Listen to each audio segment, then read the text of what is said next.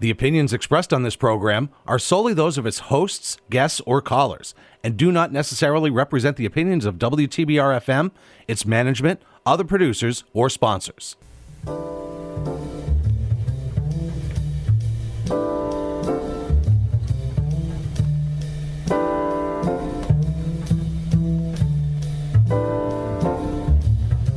Hi, everyone. You're listening to Backstory. Let's hear it on WTBR-FM Pittsfield with Roberta McCulloch-Dews in the city of Pittsfield. Thanks for tuning in. So today we have with us Gary Wilk, a longtime postal worker in the city of Pittsfield. And Gary, I have to say, you truly embody service with a smile. And every time I've gone to the post office right on Fenn, I've always had a great encounter with you. You are patient, you are kind, and you always go the extra mile. I hope your bosses are listening. Thank you. But I'm sure I'm not alone in my sentiments, and I just want you to know that I think you're awesome. But I do know that your journey encompasses other experiences beyond your service with the post office. So we're going to talk about that today. Sure. So thank you for being here. Thank you for having me. I appreciate it because I also know that your schedule is super busy. Yes. Yeah, we can't necessarily do like the traditional, schedule for the interview. We have to sort of do like off hours because, again, you're at the post office. And unfortunately, way too many doctor's appointments lately. How are you feeling? I feel fine until my coronary arteries start clogging up again. Oh, it's happening again?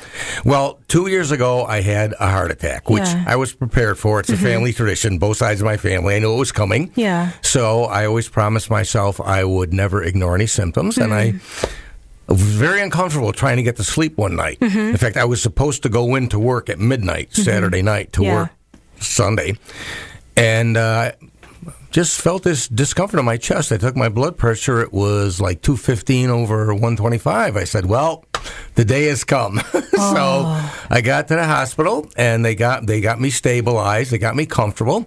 Got down to Bay State Medical Center, and after a little while, a doctor came in and said, hey, congratulations, you did have a heart attack. What? So what you were experiencing was a heart attack? Yeah, I did have a heart attack. For those who may not have experienced that, because you sometimes hear people say, like, you feel a pain in your arm, or maybe you feel other things. What were some... There's different symptoms. Yeah. Mine has always been, and since then, I've had periods of angina because these arteries are clogging up again. I've never had pain. It's always been just a feeling of pressure in my chest across the whole chest. So they put me on a heparin drip, gave me nitro, some other meds, got me stable, got me down to, as I said, Bay State Medical Center, and said they did determine that I had a heart attack, and they gave me one stent. And started cardiac rehab over at the Medical Arts Building. Great program, great people up there, wonderful people. And I guess they were shut down for a while during COVID. I was fortunate. By the time I needed them, they were open again. And last year, I started having some difficulty again. And I try to walk a lot, on decent days during the summer. I'm looking at Gary right now. Gary is a picture of health. He looks like he's in shape. If you don't mind me asking, what's the decade? How old are you? I'm 68 years old. He's 68 years old, guys, and he looks really good for his age. And Thank you. I think what he's saying is really important because sometimes it's not about just the external physique, but also maybe some of your risk factors. Yeah. And last year, I started feeling a little discomfort again, so I got to the doctors, and we ended up back down at Bay State, and that stent they gave me had clogged up. So they went in with the balloon and opened it up, and, of course, back to cardiac rehab. And what is cardiac rehab? Cardiac rehab is at the Medical Arts Building, and you're in with nurses and exercise therapists, and they hook you up to monitors to monitor certain, your blood pressure, heart rate, and things like that. Yeah. And you do some strength training, which is mostly with the bands, not with weights, but with the stretching bands. And you do cardio stuff. You can be on the treadmill. You can do the elliptical. You can do like a semi-reclining bike. And that builds your heart muscle? Well, it's cardio. Yeah, it builds up your endurance. Yep. Okay. And so ideally it allows everything to open up. Well, it helps. It's theoretically, it keeps things opened up. And unfortunately for me, and of course I'm on medication, I'm on a bunch of medication. Yeah. And unfortunately for me, last year I started having some discomfort again. So September 28th, I was back at Bay State, and the stent had clogged up. Oh, boy. So they went in there with a balloon again, and here recently I started, and again I've been doing everything I'm supposed to do, eating well, on the meds, cardiac rehab. In fact, I was just 2 weeks away from the end of my third phase of cardiac rehab, and I started some discomfort again. They did recommend a stress test, and they said, you're having some diminished blood flow, and it's in the same area as that stent. So I get back to Bay State, and the first thing that happened is I put my Johnny on. I'm in the room where they're going to pray, and the nurse walks in. Of course, I got a mask on, and she looks, she goes, "I know you." Uh-oh. It was the nurse I had September 28th. Oh, gosh. It was the same nurse. She remembered me. So, as many people as go through Bay State Medical Center, if your nurse remembers you, you've been there too many times. But you know what? There's a good thing that's coming out of it. And I think the good thing is that, one, you didn't ignore your symptoms. Nope. You're actually like the poster child for when healthcare professionals, they talk about, listen, don't ignore what your body is telling you, right? Because there's some people who will say, oh, it was nothing. Let me just go back to sleep, or let me just take some medication and that's it. Yep. You did the right thing. You sought care. You sought help. And today, where do you stand today, right and now? I will add, I also did the right thing by not abusing my sick leave at the post office. I'm sure they would. That's be glad one of to our know benefits is that we earn sick leave. Okay. And I've in the past I've had 2 arthroscopic knee surgeries and a back surgery. I've had a disc removed. So each time I was out about 4 weeks or so. Yeah. So again, on top of that, knowing my family history, I always wanted to make sure I had enough time saved up for the heart attack and the bypass surgery. So far, I haven't needed the bypass surgery, but where I stand right now is I had a follow-up appointment with cardiology Wednesday, and all of a sudden they're telling me that I have another artery that's 85% blocked. What? And where did this come from? Now, I knew I had another artery that was 70% blocked. And for whatever reasons, they don't go in there unless they're 90% blocked. And I had 2 other arteries that were 30% blocked. So I've known about those, but the last couple of times I've had procedures, those numbers have stayed pretty much the same. And all of a sudden, Wednesday, it's, you got one that's 85%. Where did that come from? That wasn't even on the radar screen. I got to ask you, with this latest news, how are you feeling emotionally? Yeah, emotionally I'm fine. I'm just feeling like, this isn't supposed to be happening because I'm doing everything you're supposed to do. And when I ask, why is this happening? They go, you don't know. It has a lot to do with genetics, I guess. Yeah. And it's kind of funny because the last procedure I had on the 9th, as I was talking to one of the doctors, I said, I can't keep doing this every 5 months, can I? And they didn't really give me an answer. But right now, the plan is I'm going to continue with the meds, continue eating well. And of course, because I had another procedure done, I can't just go back to cardiac rehab. I have to go through a little bit of an eval, which I'm going to do next week. Right. But the plan right now is apparently eat well, take your meds, exercise, and the next time you have some angina, we'll send you back to Bay State. Well, we are wishing you all the best. I appreciate that. I think to get that kind of news and then to still have to go in every day and stand before folks and be pleasant and not transfer that energy, right? But to still be you. I'm having fun with it. I know, but I had a line the other day, and one of the customers says, "Gary, how long have you been here?" So, of course, I spit it out, 39 years, 2 months, and it was 29 days at the time. Yeah. And she said, she asked if they should start singing. It was a song about moving on. I said, no, the way things are going, I think you better start singing Nearer My God to Thee.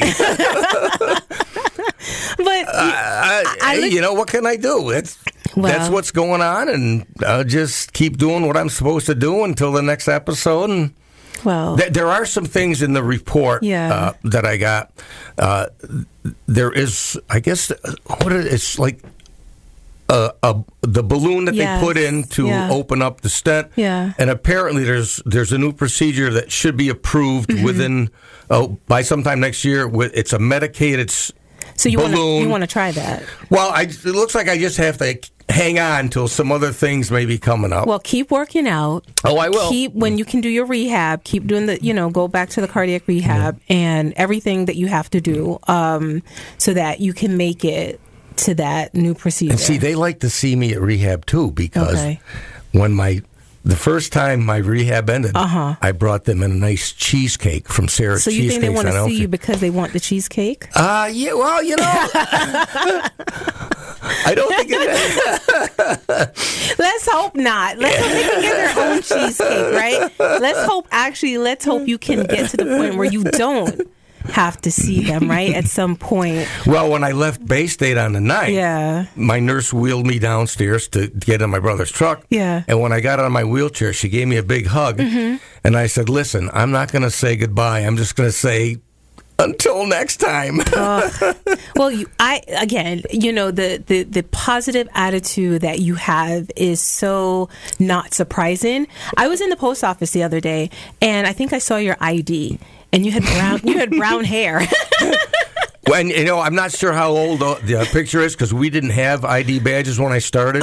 So it's not even as old as I really am, but it's pretty close. It's pretty close. I was like, wait. But, I always thought I was ahead of the game because my father, my father's father, my father's four uncles all had heart attacks between 58 and 60. And they all dropped dead on the spot, except my dad. He was the first one to survive, and he needed a triple bypass. So I waited till, 66 to have my heart attack? And then I only needed a stent, so I said, hey, I'm ahead of the game, but it looks like I'm starting to catch up. Well, I think, again, thinking about all the things that you have done to prepare for what you have, I think, feel it was the inevitable, right? You've done a good job at that. So now that that's here, I think you have built a strong wall of resistance to match what's coming your way. And just know you have a ton of folks, Gary, who are thinking about you, praying for you, Appreciate so that you get well and you are, we see your cheerful face again. But I got to ask you, Gary, because now that we have sent you the well wishes and we're rooting for you, I kind of have to take it back. I got to take it back to baby Gary. So you have lived in Pittsfield like for much of your life. You grew up by Pontusic Lake. Absolutely. However, you were not born in Pittsfield. No. Where were you born? Well, I was born in Pittsfield, at the hospital. At the hospital. Yeah. But you didn't. When I was born, my parents were living with my grandmother up in Adams. And I think my grandfather passed away the summer before I was born. Never got to know him.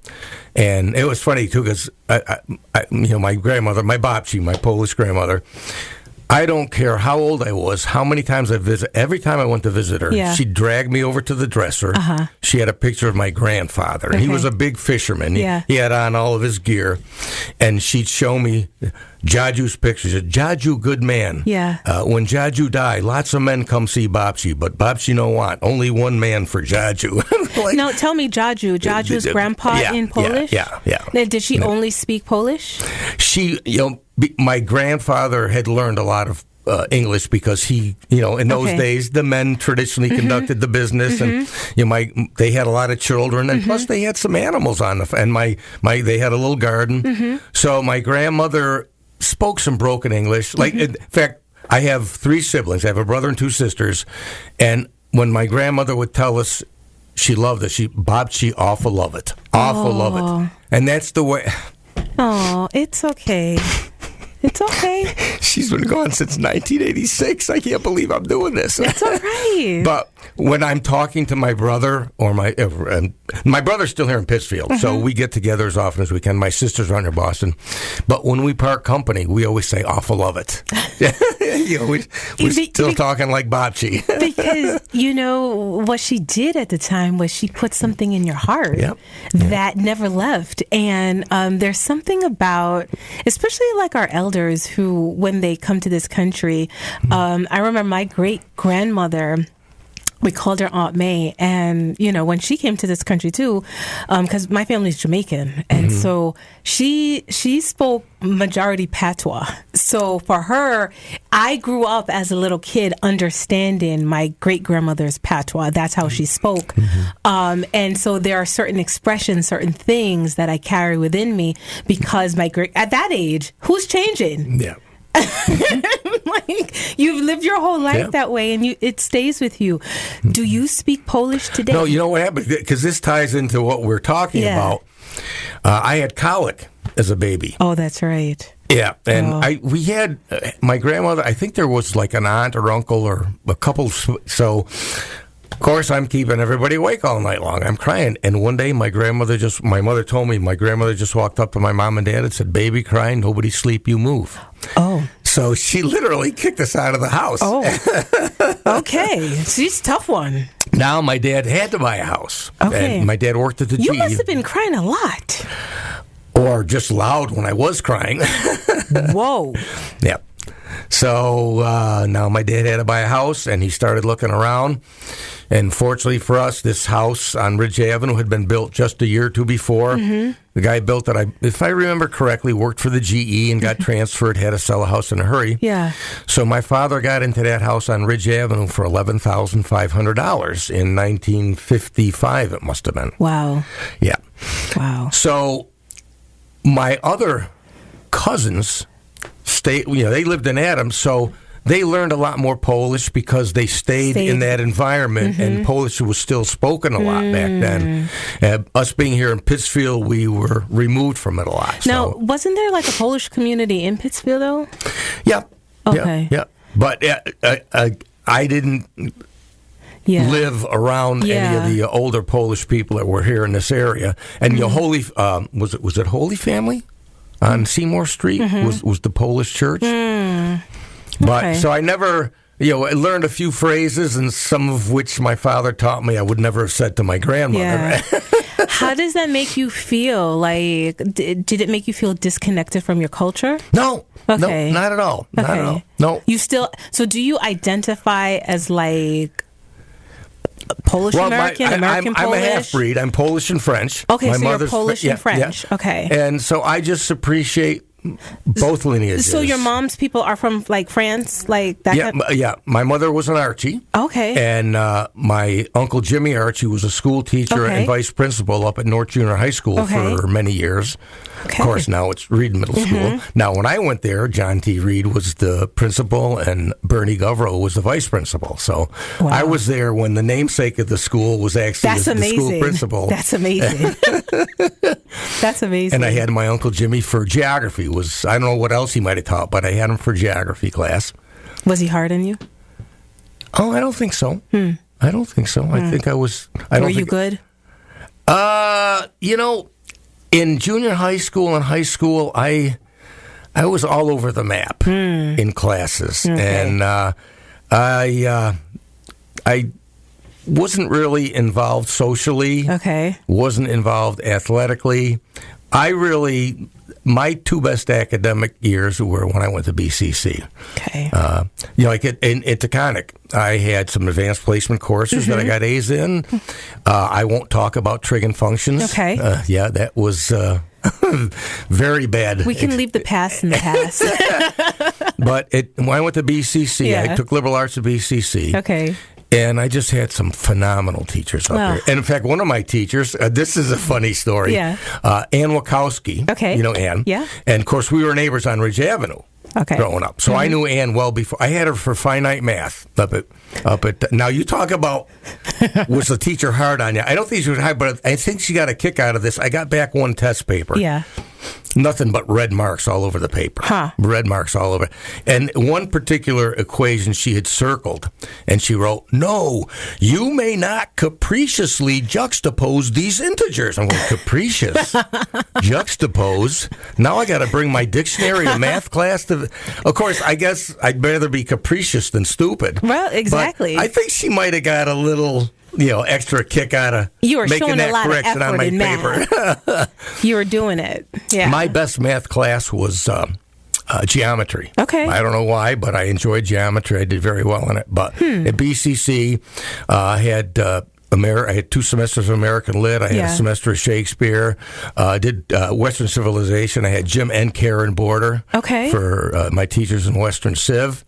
Karen gave me an A, Jim gave me a B, so she was obviously a better teacher or a better judge of work. You seem like you really enjoyed your studies. And not just the studies, but I had Émile Jalbert for French up there. So would you say it's the teachers who made the class? Absolutely. Okay.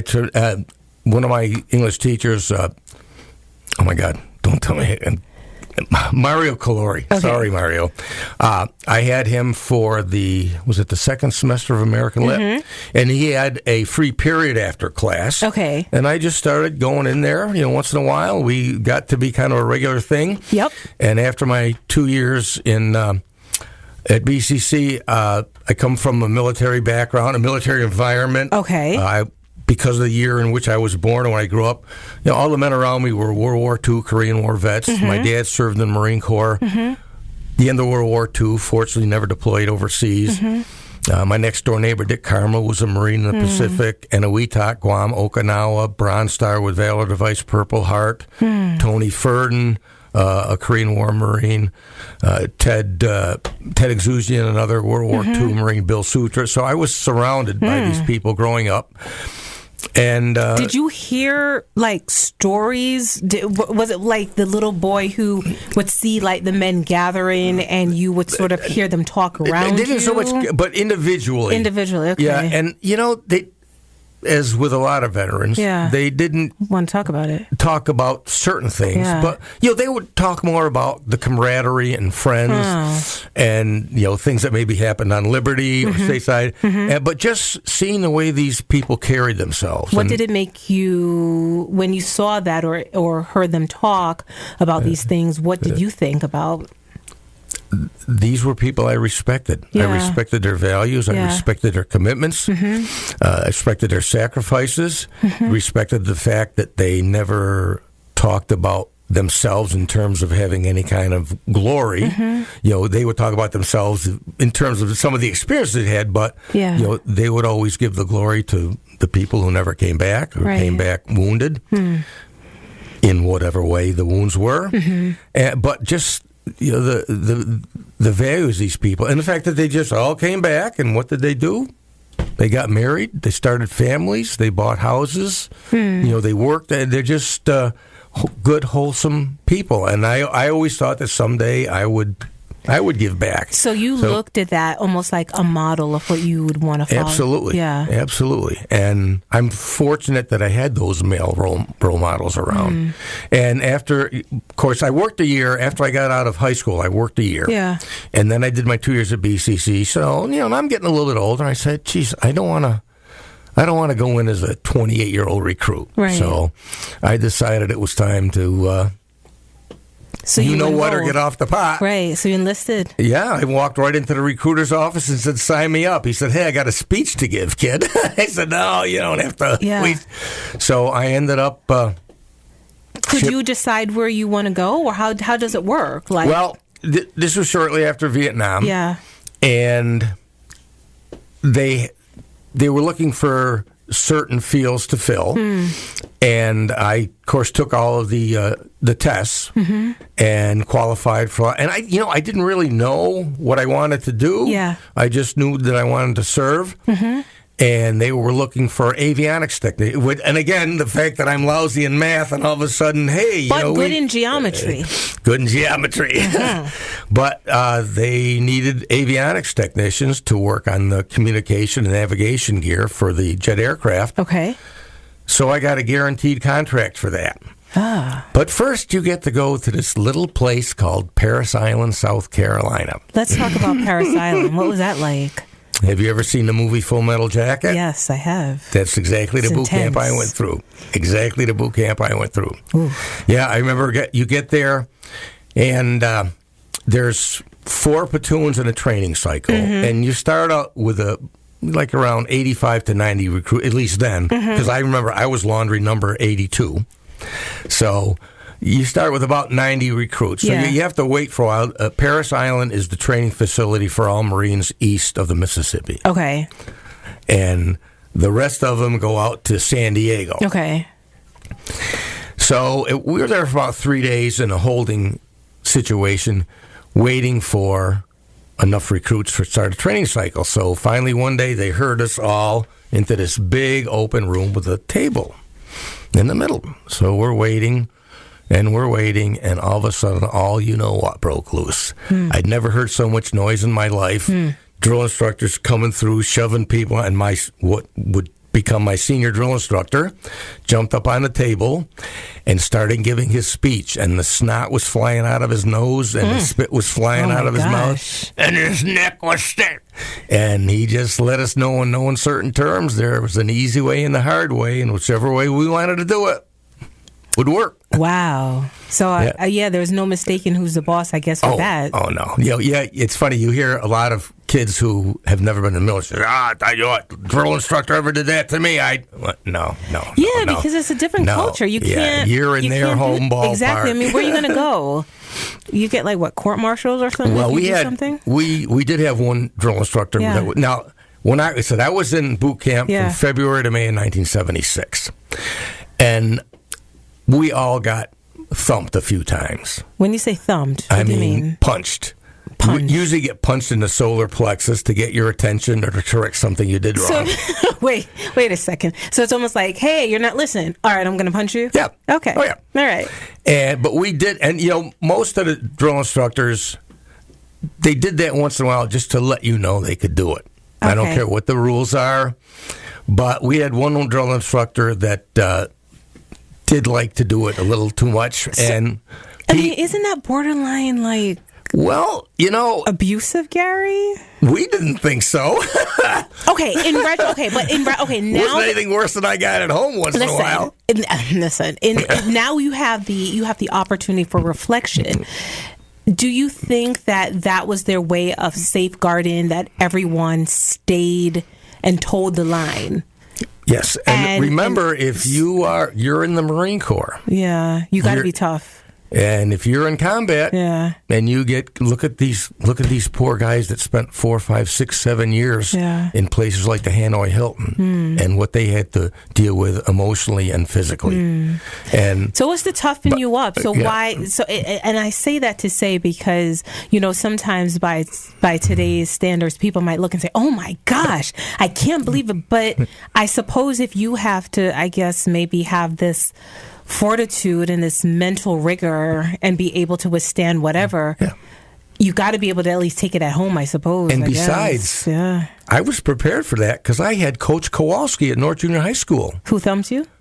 Well, Coach Kowalski had a leather belt, and we had 10 seconds to get into the shower, and he would count 1, snap. 2, snap. He'd be snapping that leather belt. What? And after the count of 10, if you weren't in that shower yet, you know where the 11th snap of that belt was? On you. On your behind. Okay. You'd be doing push-ups. And if your belly started to sag towards the floor, he'd come over and stand on your hands. What? Yeah. But isn't that counterintuitive to the push-up? Because you can't do it if someone's standing on your hand. Oh. I still remember Jeff Ward. I don't think I've seen Jeff Ward since I graduated from North Junior High School. But one time before class, we were all goofing around. We boosted him up. Yeah. And he was hanging off the basketball rim.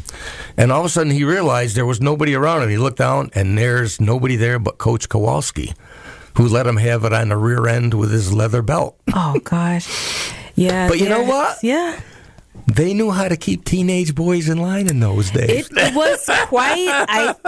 was quite a different time. That is for sure. Yeah. And I said, we didn't think anything of it. Because I think that's all you knew, right? Yep.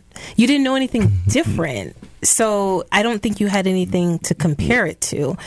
I think you mean they didn't have anything nurturing to compare it to? I don't know. I mean, you wonder too in terms of just like the corporal discipline and the motivation for it. And was the motivation to keep the children in line? Was the motivation because the adults had no patience? Yeah. Was it a mixture of both? Yeah. What I'm curious as to what was the driving factor for the heavy hand. I don't know. And and of course, you're talking about those generations too. Yeah, it was a different time. Shall we say, evolved? Things since have then? You can't. There's no snapping of any belts. That's not happening today. But you're right. I think that as a generation, you probably took and you have lessons from that time that have stayed with you. So you probably see like the world from a very different perspective, right? Because you've also seen a lot of change. Yeah. Oh, yeah. Yeah. Well, before we get into that, I do want to ask. I just want to go right back to your service experience, because you talked about like your neighbors and these men who they were able to go into their jobs and do a ton of things and become, pillars in the community. But after your service, isn't that time traumatic? I mean, it's not a cakewalk. So don't you experience things that trouble you in your core? You know what I mean? Like stay with you after you've served? I was fortunate. I was during peacetime. Yeah. I was in short. In fact, I'm not even considered a Vietnam era veteran. Okay. That ended in, I think, mid-'75. So I served from 76 to 80. All right. And I was fortunate, too, because I was stationed at Cherry Point, North Carolina. I was in one place for a little over 3 years. Mm-hmm. And actually, I did a lot of babysitting in the Marine Corps. Babysitting? Who did you babysit? One of my friends who after boot camp, I went to my electronics schools in Millington, Tennessee. Yeah. Well, then it was Naval Air Technical Training Center in Millington, Tennessee. Yeah. I think all those schools have moved to Pensacola, Florida, of course, now that I'm not there. But they were Navy schools. The Marines in aviation went there for the electronics schools. Mm-hmm. And while I was there, I met another Marine, and he was already married at the time, and he had a son. Okay. And I was invited to spend a little time with him and his family. Yeah. And they end up being stationed, also not only stationed at Cherry Point, but in I was in the headquarters and maintenance squadron. And the guys out on the flight line, we supported 4 squadrons. There was a training squadron. Mm-hmm. I worked on the brand new Harriers, the jets that can take off like a helicopter. Oh, okay, right. They were pretty new to the Marine Corps then. So we supported those 4 squadrons. So the guys on the pilot would come back and say, "Hey, I've got static in my radio." So the guys on the flight line, first they'd make sure the antenna and the cables are fine. Then they'd pull the radio and they'd send it to us, and we would repair it or replace it. So this other Marine got stationed in the same work center as I did, and they ended up having another child. And like Friday or Saturday nights, they lived in base housing, and Friday or Saturday nights, I would go over and babysit, so my friend and his wife, they could go out, go to dinner, see a movie. And, it was wholesome for me, too, because it got me out of the barracks. There was always a beer, and not that I'm a big drinker, but there'd be a beer in the fridge and some chips in the cupboard. And, I'd play with the kids and put the kids to bed and then, watch Saturday Night Live or whatever. Well, here's what I'm thinking. All that time at Paris Island, and here you are babysitting. You're like, you didn't have to take those thumps in your chest. You're like, if I knew that now, my senior drill instructor would have been very disappointed. Exactly. You're a killer. You're not a babysitter. Like, what are you doing? But I think that your time, your service, it created something within you, and you took something from it, even though you did not participate in combat. There was still some takeaways. What were some of those things that after you left the Marines, you just sort of held in your heart? And I think, I've had a lot of employers would tell you they can tell when somebody's in this, the discipline. I mean, you show up on time. You don't. One time, I went to my work center without shaving in the morning. I didn't shave before I went to work, And I made it through a couple hours. Then our avionics NCOIC, Master Sergeant E.R. O'Connor, he liked to go by his initials. He liked us to call him E-Rock. Okay. E.R. O'Connor. So he comes up and he says, Wilk, didn't you see Mr. Gillette this morning? And I'm, Mr. Gillette. Now, we had technical representatives from the electronic companies that made the gear we worked on. So I said, do we have a new tech rep here? He goes, Gillette. You know Mr. Gillette, the guy who makes the razors? Ooh, I'm busted. He says, when it's time for noon chow, you will go back Was it like a 5 o'clock shadow or something like that? Well, I hadn't shaved since the morning before. Well, I don't know. I mean, how fast does the hair grow, Gary? I don't know. Well, enough so you can tell that I hadn't shaved. So if you don't shave, right now you have no hair on your face. So well, yeah, but if I got up tomorrow morning and didn't shave and went to work, oh, yeah. Hair grows back that. Yeah. Gary, I have no beard. I don't know. Yeah. I don't know how this works. No, you can, if you don't shave in a day, you can see it. Really? It's noticeable. Yeah. Yeah. So I was told that when it came time to eat lunch, noon chow, you will shave. I will go back to the barracks and shave. And if that means I don't have time for lunch, too bad. I never did that again.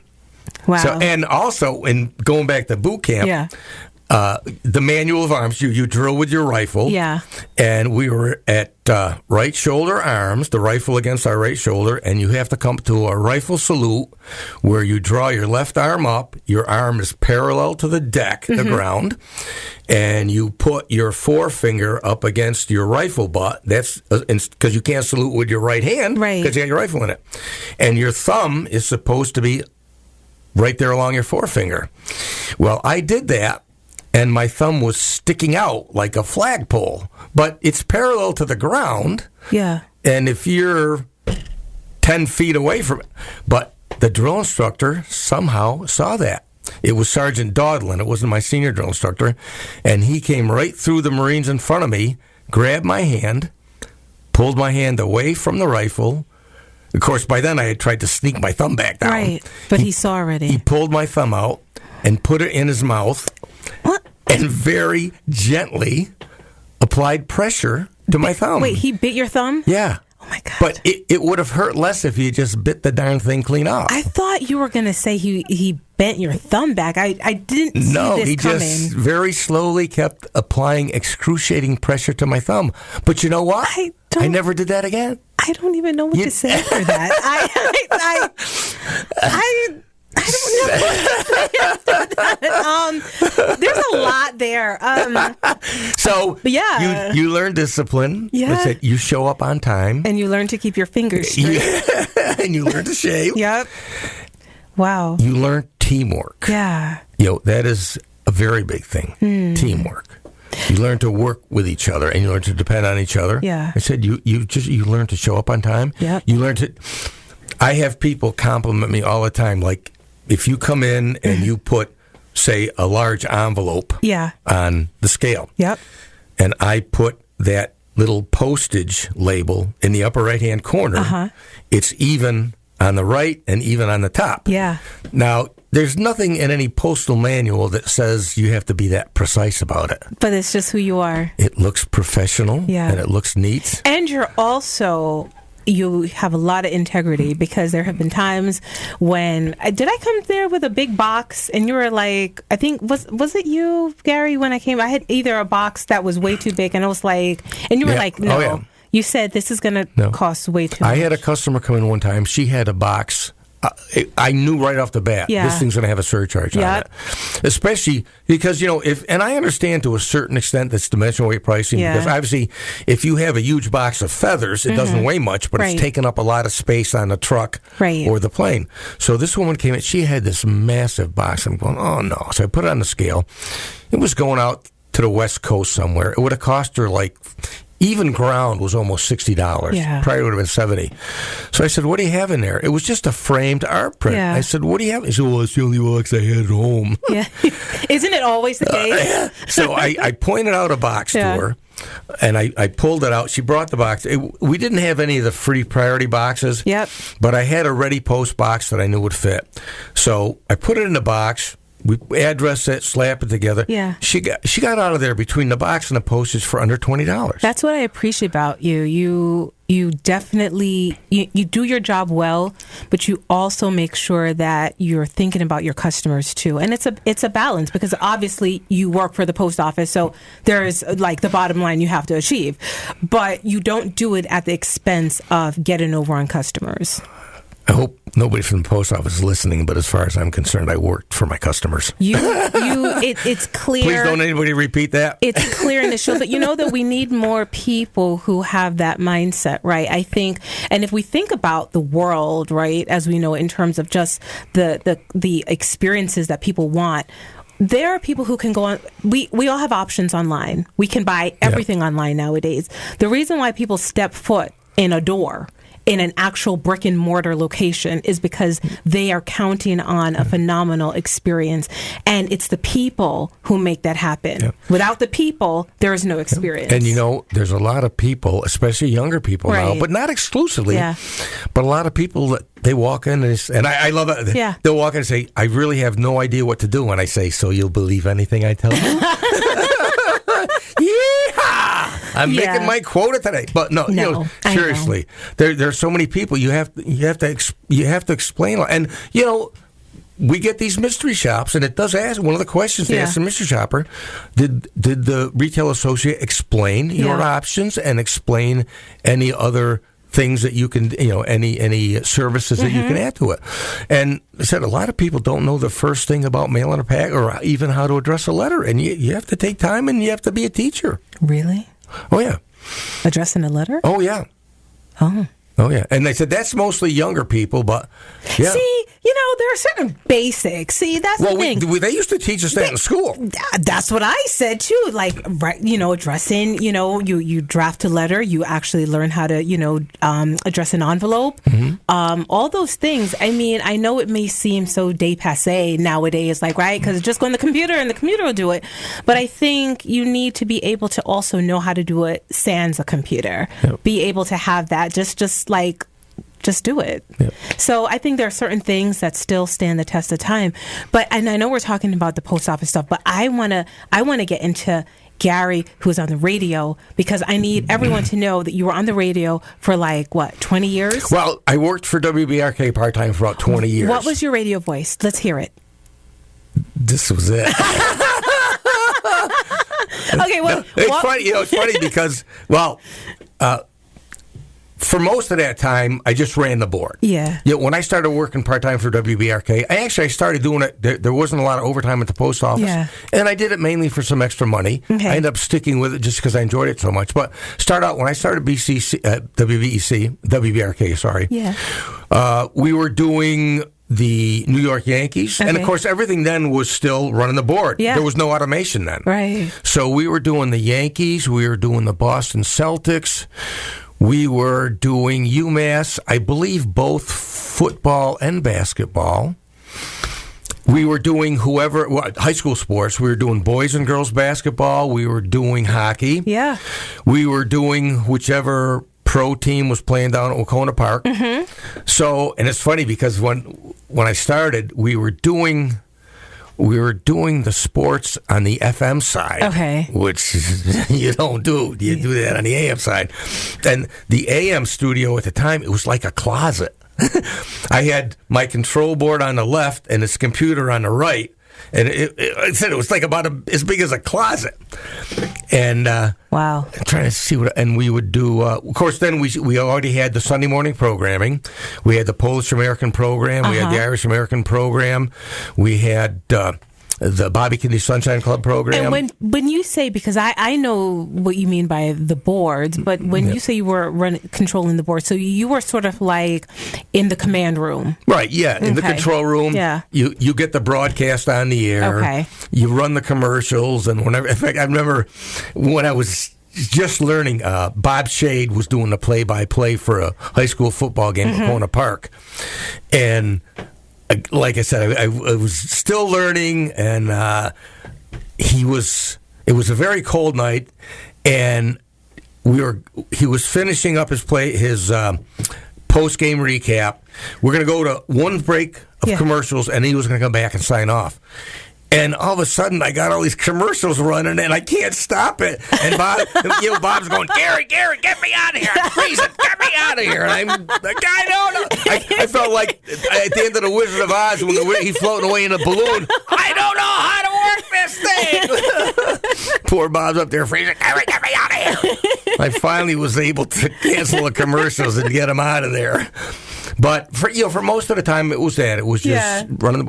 And then Ann Schaefer, God rest her soul, wonderful lady. The Bobby Kidney Sunshine Club program started out as a couple of Bobby Kidney was a young boy here in the area in Pittsfield, and he had polio, and that was when they used to put people in those iron lungs.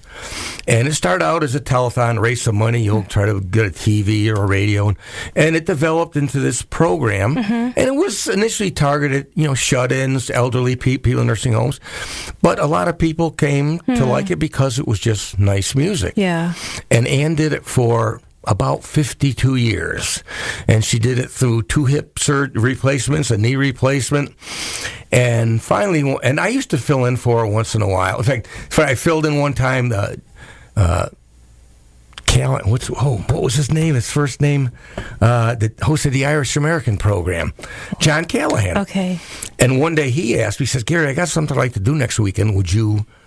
I says, I'll give you the music. I'll give you a playlist. Okay, sure. So I go on the air, I introduce myself, start playing, and I introduced one song. I either mispronounced the name of the artist or a place in Ireland. Yeah. So while the song's playing, somebody calls in and says, hey, I just want to let you know this is the correct pronunciation.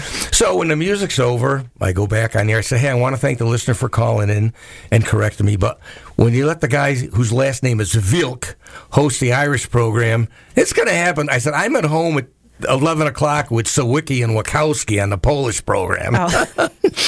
So, I would do that for John once in a while. And then Ann, once in a while would ask me to fill in. And then one day she said, hey, it's been a long run, but it's about time. And did you take it over? Well, she asked me, she says, since you're already here, would you take over the program for me? And I said, sure. And since she had done it for 52 years, I didn't change any. Right. Well, I changed a little bit of the music because she kind of got stuck with Tennessee Ernie Ford and Jim Neighbors, and which is fine, but I tried to broaden the playlist. But the first time I ever filled in for her, my friends at work said, what was it? Were you on some kind of drugs? Because like I said, I would do the program just like her, and the opening was, good morning, friends. This is Gary Wilk wishing you love and peace as we welcome you to the Bobby Kidney Sunshine Club program. See, there's the voice. Thank you so much, because I was waiting for it. So you gave it to me. Thank you very much. And they'd bring me. I said, hey, this isn't Howard Stern shock radio. Yeah. This is pleasant music. Uplift. And I would play music like I would play Rod Stewart's. What's the Forever Young. Yeah, Forever Young. Yeah, I played that on this. And like I'd play Sinatra's Young at Heart. Okay. And I'd play. So this is like the 80s then? Well, that was like late 80s. I guess. Yeah. I was doing the math and in my head, and then I was like, okay, so when he took it over, but then when you said that's what you were playing, I was like, we're talking like late 80s, early 90s. Yeah. So were you at the post office? Yeah. So you were doing your day job, and then you were also moonlighting as a radio host. Yeah, and for about 9 years, I cleaned the VA outpatient clinic over on Eagle Street. Did you do all 3 simultaneously? Yes, for a while. Okay. And I spent a huge part of my life in just like a couple blocks, because since I was busy and there, I ate a lot of meals at the Highland, at the Highland restaurant. I'm going from the post office to the VA to WBRK to the Highland. Everything all in the same vicinity. I'm sure you probably made a lot of friends there too. It seems like a place like almost like a Cheers or something like that. Oh, right? It is. It definitely is. And I remember one year, probably the first year that I'd been in there a lot. Christmas time, I sent a nice arrangement of flowers to the girls. Yeah. And I bought a couple of bottles for the guys in the kitchen. Okay. So a couple days after the flowers arrived, I was in there for the first time, and all the ladies are thanking me for the flowers. And I got the bottle of booze, and I sit down at the And I always, if I'm by myself, I always sit down on the counter by the kitchen because you never can tell what you're going to see or hear. It can be very entertaining. By the kitchen? Yeah. That's where all that stuff happens. Yeah. Okay. They can be very entertaining. And one of the waitresses, who I won't mention, was coming over from the dining room. I happen to be right across from where they cut the bread. Yeah. So she comes over to get some bread. She said, "Oh, Gary, thanks a lot for the flour." Yeah, she says, "What do you have in the bag?" I said, "I got a couple of bottles for the guys in the kitchen." She says, "And all we got were flowers." I mean, so next year the girls got a couple of bottles of wine. Equal opportunity gifter, right? Right? Yeah. Silly me. What are the odds that I would misread a woman? Right? Well, you know what she told you. Yep. And when she told you, then you gave her the wine next Absolutely. year. So there you go. So, all right. So you had you did your radio gig. Like, did you think... And also, we I don't know if they're still doing it. Yeah. Well, what happened was the station ended up getting a second FM signal. Oh. And they were going to simulcast the AM on the FM. And for reasons known only to them, it really impacted the Sunday morning programming. So everything kind of came to a halt? Yeah. They were going to very, very much diminish the Sunday morning. They didn't want to delete it entirely, but it was really cut down. And it wasn't the same. And it just, everybody involved just thought that it just wouldn't. And in fact, the Polish American program, not only was it cut down, but it was scheduled at a time that the host was in church singing in the choir. So everyone knew. So it couldn't work. Yeah. So well. So I miss it. Hey, it's their radio station, and they made a business. Would you ever decision. come back to radio? I would like to. I miss it.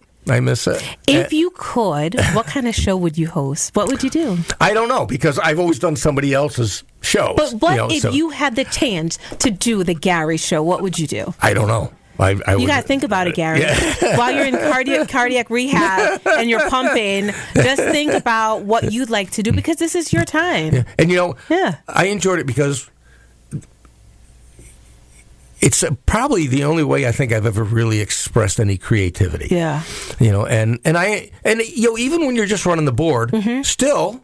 anybody can push a button, but to make it smooth and effortless and flow, there's a difference between just pushing the buttons and really making quality product. And then once you, and like I said, that's why when I picked out the music for the Bobby Kennedy song, I tried to pick a mix of some of the older stuff, because a lot of our listeners were older, but a lot of them were younger. So I tried to mix it up by age group, and also, female artists, male artists, groups. Yep. So that's probably the only, because I've always envied people that have musical talent or artistic talent.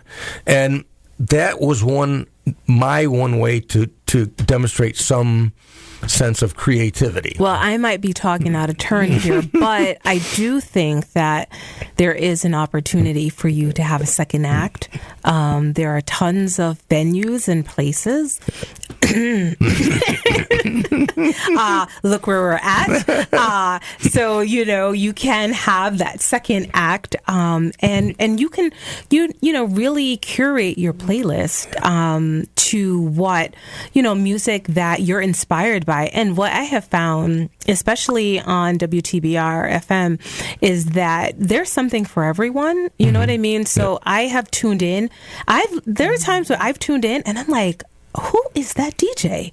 And I think why I think that there's, not to do like a little plug here, but there's something really, really poignant about being able to actually hear like a DJ, because we don't, right now we have our phones, we have our playlist, we have that sort of middle person is removed.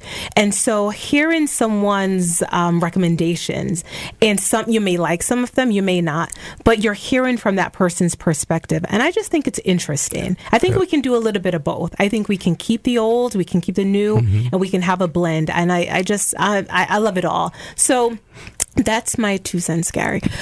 But all right, so you have this really interesting career. You have this background as a Marine Corps vet, right? Like you're and once a Marine, always a Marine. Is that it? Absolutely. Okay. Yeah, and something, because like I said, I went in with an open mind about making a career out of it.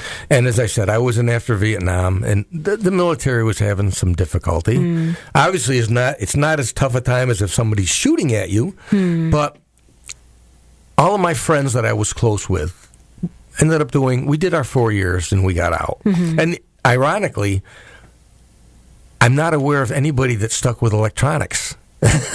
Yeah, we all got out, we went back home, and people kind of fell into things that were available back home. Now, the one friend of mine who did make a career out of the Marine Corps came in right out of high school in Fargo, North Dakota. So I guess anything looked better than going back to Fargo and freezing your butt off for the rest of your life. So he made a career. In fact, when he retired after 23 years, he ended up in Tennessee with another buddy of ours. He didn't go back to North Dakota. Do you guys all stay connected? Yes. Yeah, some more than others, some more frequently than others. And it's funny, one of my friends is a pastor. He has his own congregation in Germantown, Maryland. Okay. And he was telling me, this was a few years ago now, but he and a friend were going to play racquetball at the YMCA or wherever, and all the racquetball courts were being used. So they're sitting there waiting for one to open up. And he says, one of those guys in there looks like another Mark that we served with, but he was from the Midwest somewhere. Couldn't be him. So what are the odds? Couldn't be him. These guys finally get done with the racquetball court, and they're coming out, and Mark Tyndall is there, and Mark Kroll is coming out, and the two guys look at each other, and about the same time they both say, "Were you in the?" And it was. That's amazing. Yeah, and they just another one that didn't happen but thought they happened. Another friends of mine, they were from Ohio. Yeah. They moved around a little bit, ended up back home, but they were again out in the Midwest somewhere, and I finally reestablished contact with them. And my buddy's wife was telling me she was waitressing at some restaurant out there. Yeah. And she started her shift. And she says, "Gary, there were a couple people at this table, my first table, and there was a guy there looked just like you." And she says, "No." You think, knowing that I'm from Massachusetts, the last time you saw him was you're in Wyoming. Or maybe you might say, "Excuse me, are you?" No, she said, she just ran over and threw her arms around the guy. And it wasn't. It wasn't me, because I was here in Massachusetts. That's a moment. Yeah, you think maybe you just might have been a little more... Maybe start out with, hi, what's your name? Yeah. Yeah, I've had those moments, too, where, I think the mask did it for me, where I would see people, and I thought, wait, that person looks familiar. And, of course, when we wore a mask, it was kind of hard because, people couldn't see you, smiling underneath, so you're just staring. And I'm thinking my smile is transmitting beyond the mask, and it just looked like really intense eyes looking at the person.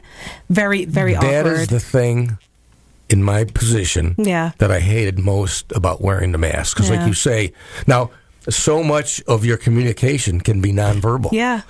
And there's so many times, and especially you try to understand, but people think they're saying something witty. Yeah. I've heard it 8,365 times up here doing this job. Gary. But at least if you don't have the mask on, you can just kind of smile. It's true. Sometimes with the mask, your eyes are just there. You so just you're get just to the looking. point where you just don't want to say anything. But at least if you don't have the mask on, you can smile. It's true. It was really hard. I had to develop techniques with my eyes to say, okay, if I just maybe blink that way, you see that I'm really feeling what you're saying. Yeah. If I stare intently, it was just hard because sometimes, yes, your eyes can speak another language, but for the most part, it's hard to convey the nuance of what you want. Yeah. Gary, I'm looking at the time. We're winding down, Gary. We're winding down. We talked about so but much. We haven't really gotten started. We haven't gotten started, but you want to do a part 2? We can do a part 2, or I can come on your show. How about that? I can come on your show. Gary, if you had to choose one word to describe you, what would that be? A mess. No, I have a word in my head, but I want you to say your word. One word? One word, Gary. Grateful. I like it. It's okay. I have a lot of faults, but but ingratitude is not one of them. I like it. I appreciate the people in my life. I like it. Immensely. I appreciate, and like I said, like cardiac rehab. Yeah. At the end of my first stint with cardiac rehab, of course, you get the little questionnaire, hey, and after you hit the, mostly, likely, not, you get a little part where you can just write your thoughts. And I said, the highest praise I can give is those people make it feel like family. All right. Thank you. So that's in one word, I would say I'm just so grateful for the people in my life. And I don't get, especially working at the post office, I don't get stressed out around certain days where you're expecting, because I let people know all year long what they mean to me. I like it. And you have the last word. So thank you, Gary. Thank you. I appreciate your vulnerability, your transparency. I appreciate all of it. Thank you for your service to our country. Thank you for your service every day at the post office on Fenn Street. I have my mother's soul and my mother's tear ducts, unfortunately. It's okay. Don't ever apologize for showing emotions. That's the mark of a good human being. And so, everyone, you've been listening to Backstory. Let's hear it on WTBR-FM Pittsfield with Roberta McCulloch-Dews. Thanks for listening, everyone, and have a great day.